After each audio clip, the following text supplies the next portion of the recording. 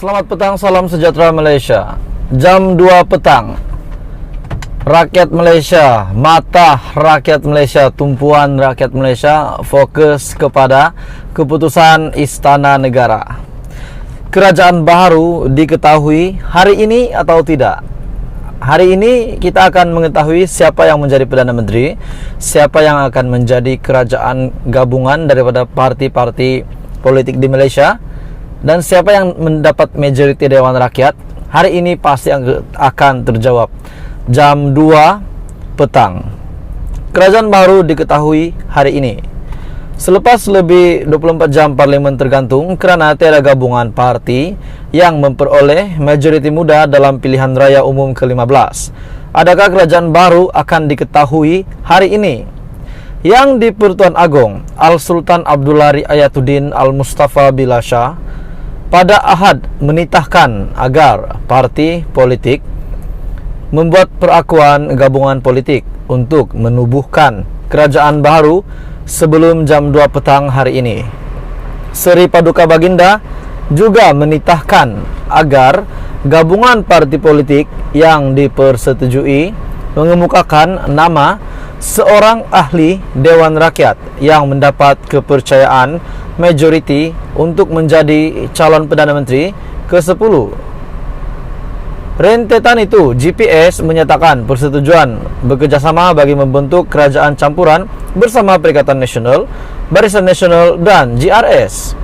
Perkara itu juga diumumkan oleh pengerusi GPS yang juga Premier Sarawak, Tan Sri Abang Johari Tun Openg petang Ahad. Ia susulan pertemuan yang diadakan bersama pengerusi PN Tan Sri Muhyiddin Yassin. Bagaimanapun, pengerusi Barisan Nasional Datuk Seri Ahmad Zain Hamidi menafikan gabungan itu ada berbincang dengan GPS bagi menemukan kerajaan campuran bersama Perikatan Nasional. Maksudnya mustahil untuk PN, BN dan GPS bergabung dengan penafian daripada Zain Hamidi. Di tengah-tengah spekulasi itu, banyak spekulasi yang dibuat. Turut dilaporkan seramai 20 ahli parlimen BN yang menang dalam PRU15 didakwa menyatakan sokongan kepada Muhyiddin untuk beliau menerajui negara. Jadi persoalan jajaran baru parti yang akan membentuk kerajaan dan siapa yang akan dipilih sebagai Perdana Menteri, sama ada Muhyiddin atau Anwar, mungkin diketahui hari ini. Jadi jam 2 petang, mata rakyat Malaysia, tumpuan kita hanya tertuju di Istana Negara. Kita akan menantikan keputusan-keputusan terkini daripada Istana Negara. Siapa yang akan mengangkat sumpah? Adakah Anwar Ibrahim bersedia sekarang di Istana Negara untuk mengangkat sumpah sebagai Perdana Menteri ke-10 sekaligus Pakatan Harapan dan gabungan parti gabungan untuk membentuk kerajaan akan disahkan hari ini, ataupun Muhyiddin Yassin akan mengangkat sumpah jadi Perdana Menteri ke-10 hari ini dan Perikatan Nasional serta gabungan-gabungan yang lain untuk membentuk kerajaan yang sudah cukup kerusi parlimen hari ini akan diketahui atau tidak. Semua menjadi tanda tanya, sehingga hari ini, petang ini, kita akan menunggu jawaban. Pengurusi Pakatan Harapan Datuk Seri Anwar Ibrahim juga yakin beliau akan berpeluang menerajui Malaysia kerana mempunyai bilangan kerusi yang cukup. Jadi sudah pasti hari ini Anwar Ibrahim sudah membuat kenyataan bahawa beliau juga mempunyai kerusi yang cukup setelah bergabung dengan parti yang lain untuk mencukupkan 112 kerusi syarat untuk menjadi kerajaan. Jadi tuan-tuan dan puan, mata kita tertumpu di Istana Negara pada jam 2 petang ini dan sehingga selesai, sehingga mendapat keputusan siapa yang menjadi Perdana Menteri. Hello semua, selamat tengah hari, salam sejahtera semua. Tuan-tuan dan puan, makin menghampiri Anwar akan jadi Perdana Menteri. Namun tidak mustahil untuk Perikatan Nasional Muhyiddin Yassin yang akan menjadi Perdana Menteri. Namun bila kita fikir secara adilnya, Pakatan Harapan mempunyai kerusi parlimen yang paling banyak. Sudah pasti PH adalah yang berkuasa untuk membentuk gabungan untuk membentuk kerajaan persekutuan. Itu yang rakyat percaya. Dan sekiranya tidak berlaku begitu, sudah pasti ramai rakyat Malaysia yang tidak berpuas hati, terutamanya kepada penyokong Pakatan Harapan sendiri, sebab mereka telah mendapat 82 kerusi.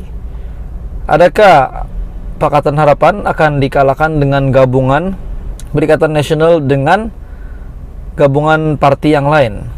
Hari ini terdapat satu yang saya ingin kongsikan kepada kamu. Seperti yang kita tahu, PH dan BN pada ketika ini antara gabungan yang paling terbaik saya rasa Anwar boleh buat bersama Zahid Hamidi.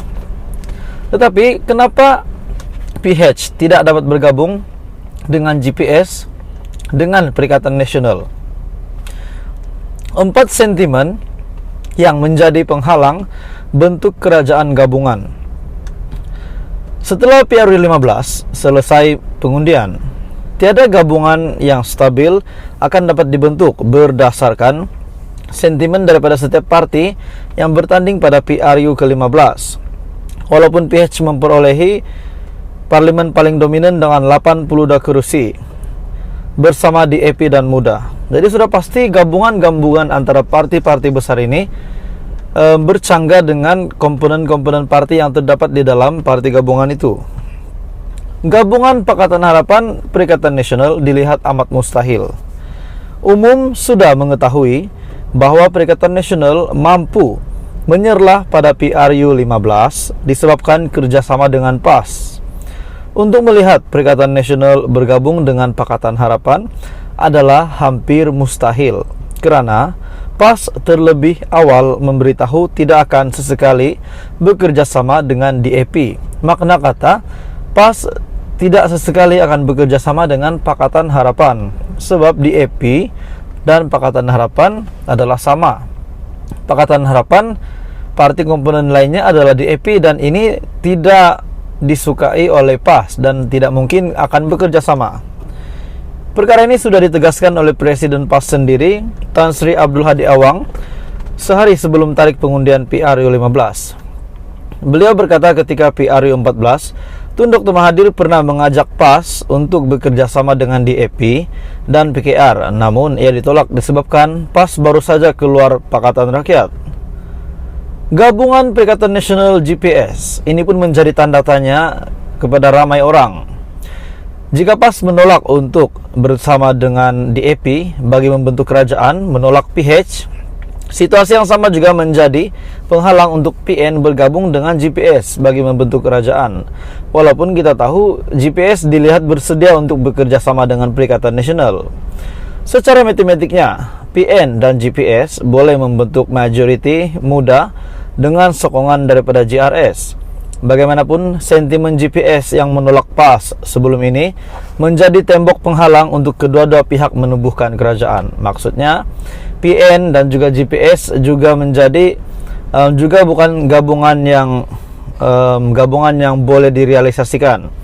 Gabungan Perikatan Nasional dan Barisan Nasional. PN dan BN sukar untuk membentuk kerajaan.